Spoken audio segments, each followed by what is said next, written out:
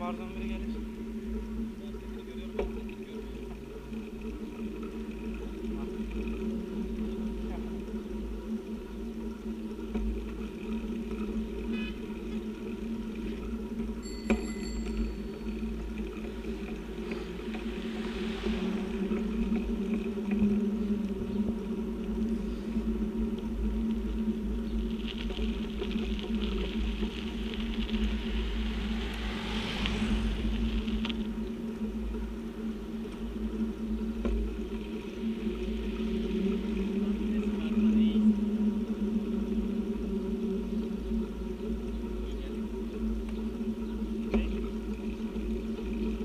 Abi yöneteceksin ya.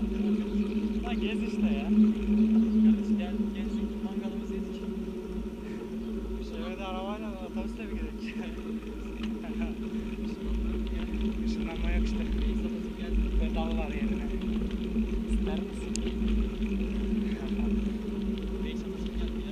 Evet, buradan Düden Şelalesi'ne gidiyoruz. Evet.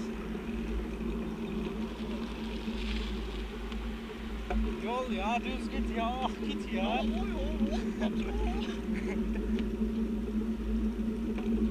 Aa burayı iyi bak. Değil mi? Sevin ne gidiyorsun? Bak bak burayı. Gelirken zordu da. Gelirken kanka hava vuruyor. Hava vuruyor orada bak.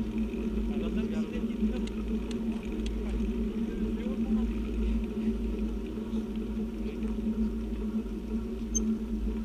Değmedik seni.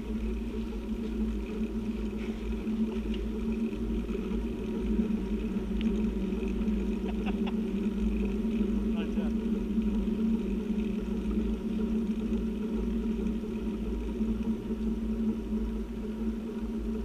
Kanka kaldıracağım mı? Seni boş ver.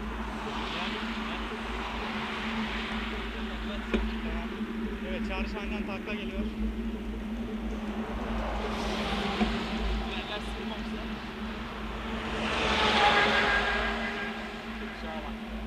Kanka tırcılar geliyor, öyle hareketler yapma da. Bize karan var.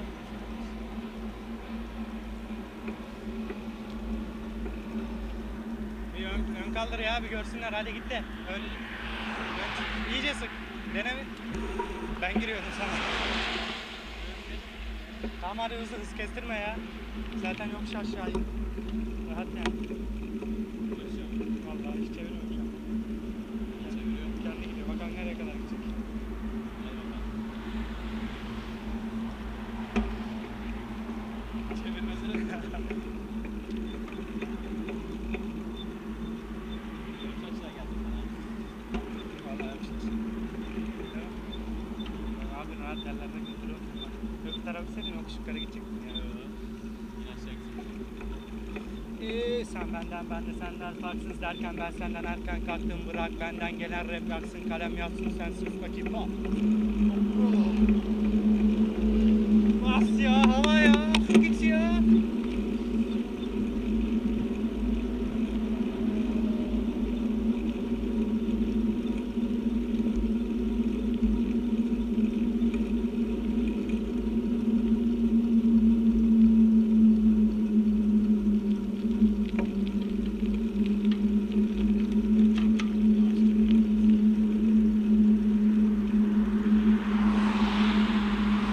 Bak, bisiklet aldığımdan beri ilk defa bu kadar keyifli bisiklet